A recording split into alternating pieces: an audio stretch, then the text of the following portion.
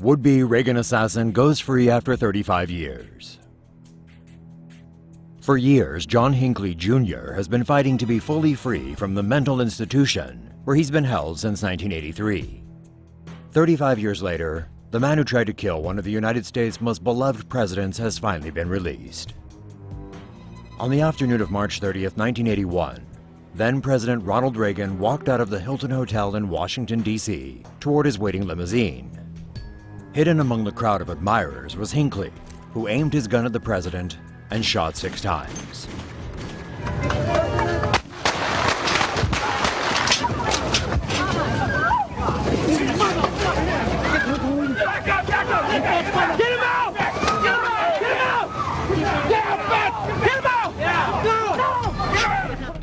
But who was Hinckley, and why did he want the president dead?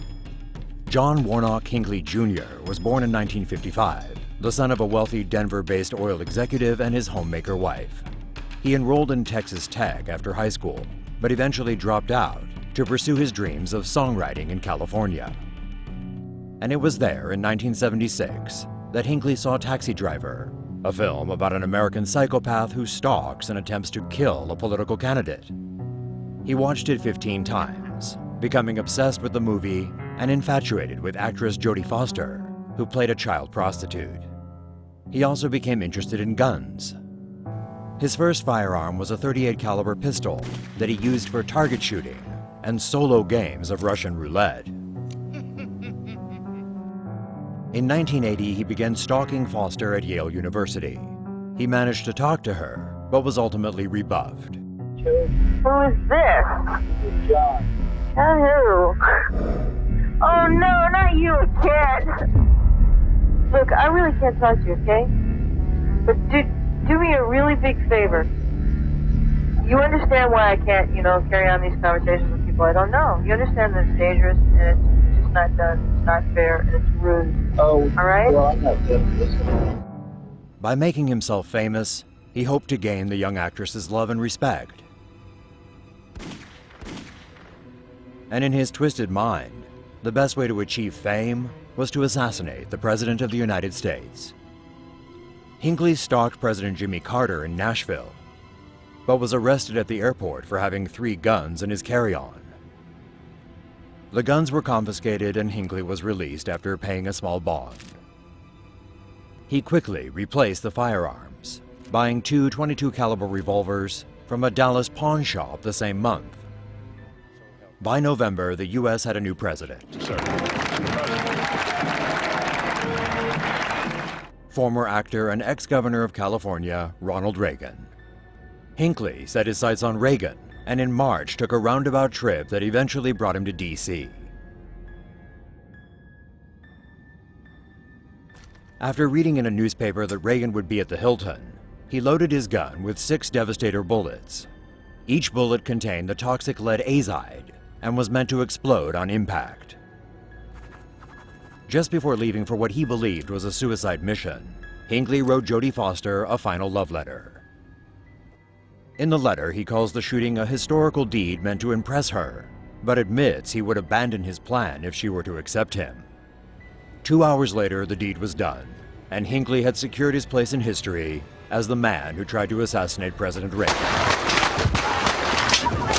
It took only seconds for Hinckley to fire all 6 shots. The first bullet hit Press Secretary James Brady in the forehead and exploded inside his skull. Brady was paralyzed for the rest of his life. The injuries he sustained that day would eventually kill him 35 years later. The second bullet hit D.C. police officer Thomas Delahanty, entering the back of his neck and ricocheting off his spine. Because the bullet was lodged near the spine, doctors first planned to leave it in Delahanty's body. They ultimately removed it after finding out it could explode. Delahanty was left with permanent nerve damage to his left arm. The third bullet hit Secret Service Agent Tim McCarthy in the chest as he shielded the president. He survived. The fourth hit the car's bulletproof glass window, cracking but not breaking it. The fifth bounced off the side of the limo and into a small opening between the car's body and the open door. This was the shot that hit President Reagan. After the sixth and final shot hit the window of a building across the street, Hinckley was tackled to the ground.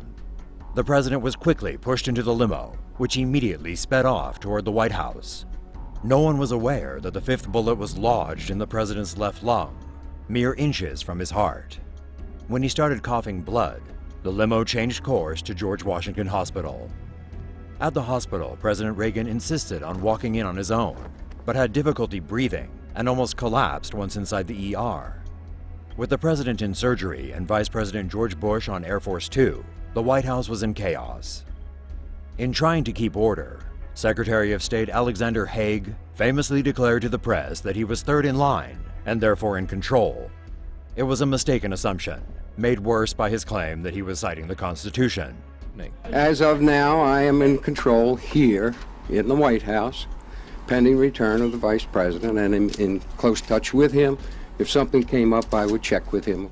Fortunately, doctors managed to save the president's life, and he was back in the Oval Office less than a month later.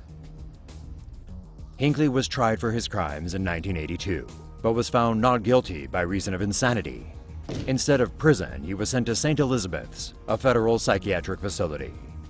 Though initially classified as a danger to himself and others, years later Hinckley was allowed outside visits. In July 2016, a judge deemed him cured of his psychosis and granted conditional freedom. He is now living full-time at his mother's house in Williamsburg, Virginia, but must stay away from the shooting victims, their families, and Jodie Foster. Hinckley must live with his 90-year-old mother for at least the next year. If all goes well, he may later be allowed to live on his own or with roommates. The decision to free Hinckley has been highly controversial, especially for the victims, their families, and the Virginia community where he will be residing. As to whether it was right to release Hinckley, only time will tell. See a story that really should be animated? Suggest stories to TomoNews now.